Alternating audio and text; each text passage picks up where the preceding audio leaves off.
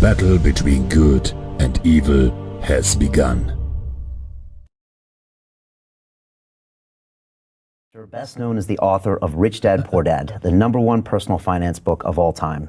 You've challenged and changed the way tens of millions of people around the world think about money, and you become a passionate and outspoken advocate for financial education. I'm here on location with you in Scottsdale, Arizona.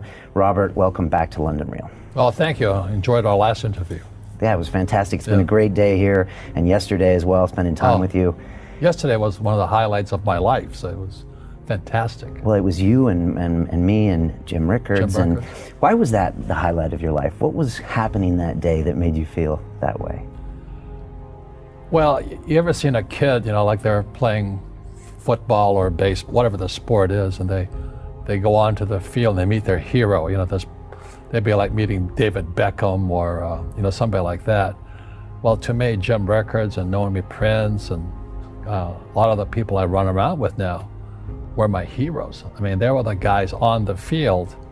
And I said, God, they're so smart. They're insiders into this world. And so to actually be sitting next to Jim and working on projects together, and I'm going, why am I here?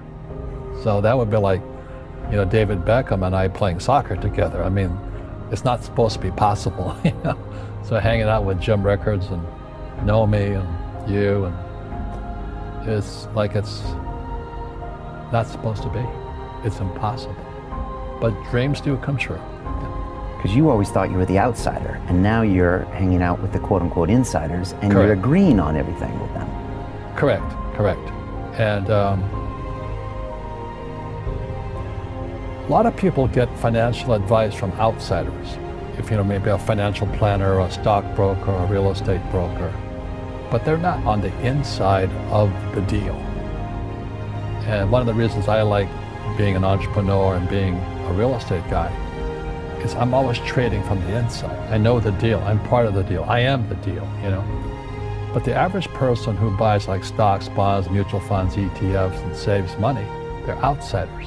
They have no idea what's going on between them and the real world of insight. So Jim Rickards and Naomi Prince, they were Jim was with the CIA, long-term capital management, the Pentagon, and they're the inside on what's going on with money. Naomi Prince was with Solomon and Lehman Brothers and Goldman Sachs. They're insiders. And I was this little guy on the outside trying to figure out, what are those guys doing? How are it's almost like, what's the wizard doing? How is the wizard pulling these handles and all this? And we're all outside jumping around doing as they tell us. You should save money. Okay, I'll save money. You should buy stocks. Okay, I'll buy stocks. You should put some money in bonds. Okay, I'll buy. And I said, there's a wizard in there. I want to know who that wizard is. And so Jim and these guys are as close to the wizard as I could get. How does a 9-year-old kid in Hawaii, a poor kid, get to this point? Yeah. Well, I wasn't poor by most people's standards. But I came from a family with a poor attitude, if you know what I mean. Because rich, poor, middle class, poverty starts with a fundamental attitude. So I was in Hawaii, I was 9 years old. My father was the head of education, PhD. Very smart man, good guy. And for some reason, we moved across town and I went to a school with rich kids. So this is a little town called Hilo, Hawaii. Not on the map anywhere, but it is. It's a sugar plantation town.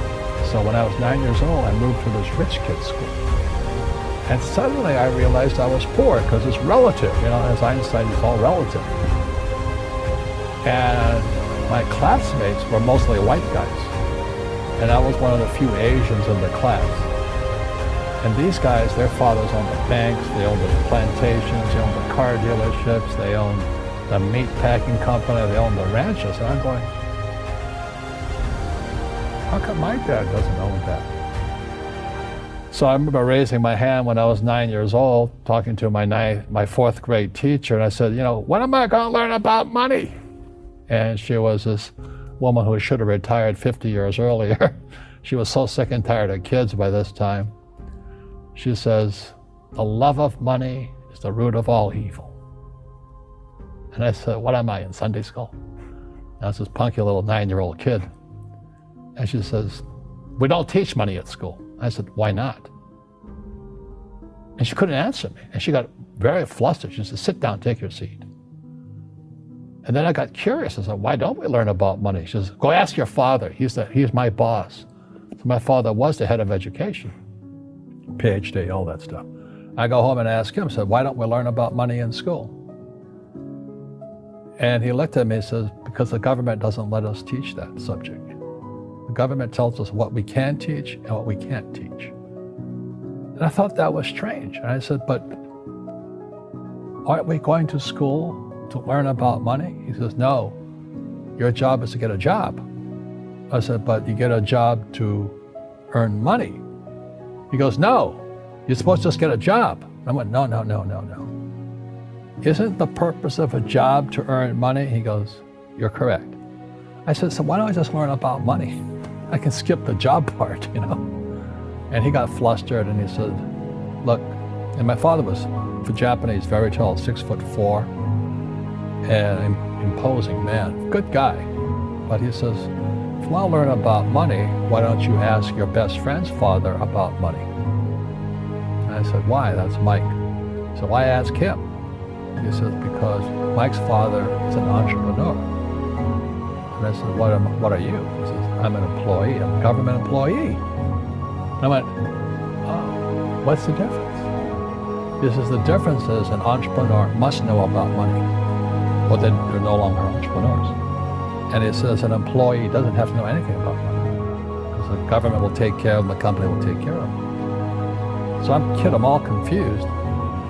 But I took my dad's advice and I trundled over to Mike's father's office and knocked on his door and I said, hey, I'm here, 9 years old. Teach me about money. He says, beat it, kid, But that's where the story of Rich Dad, Poor Dad started.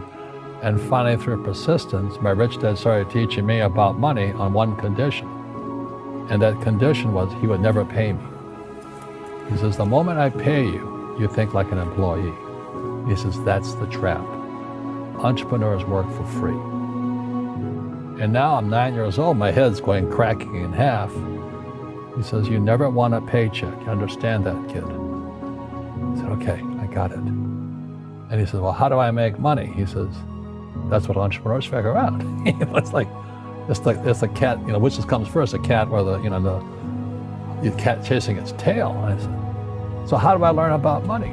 So he would just break out a Monopoly game board. So I would work for free. I'd pick up cigarette butts, and he had hotels and restaurants, and I would clean and do menial tasks. And as I got older, I started getting into office work and marketing and accounting. And I was an apprentice, basically, but I always worked for free.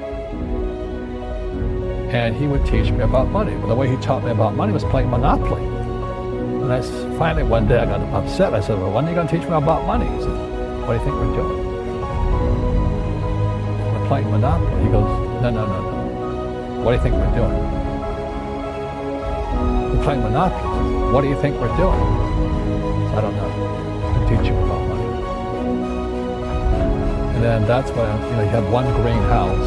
He says, there's many formulas for great success in money. There's thousands of them. But one of the best ones found in the game of Monopoly.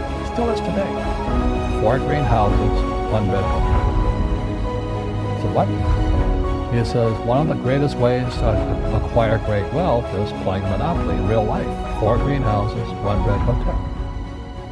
But is that all there is? He goes, that's it. And he says, what do you think I'm doing? And I went, I don't know. So then he took me out and he showed me his greenhouses. And 10 years later, when I was 19, I was now in school in New York, and I come back to Hawaii, and Rich Dad had bought the biggest piece of land smack dab in the middle of Waikiki Beach. And when you go to Waikiki Beach today, you'll see the Hyatt Regency Hotel. That was his hotel. Just like the game of Monopoly. Just like the game of Monopoly. Acquired assets and they became bigger assets. He just kept what's called an assemblage, because that property wasn't that big at that time. So he had to buy out all the small guys. Because Waikiki was a little dirtwater little town. So he'd buy out this shop owner and buy that shop owner. And it took him a while, but he finally assembled this large piece of property. And then he and Hyatt put up this giant hotel. You know, it just sold for $800 million. So that's how I learned about money.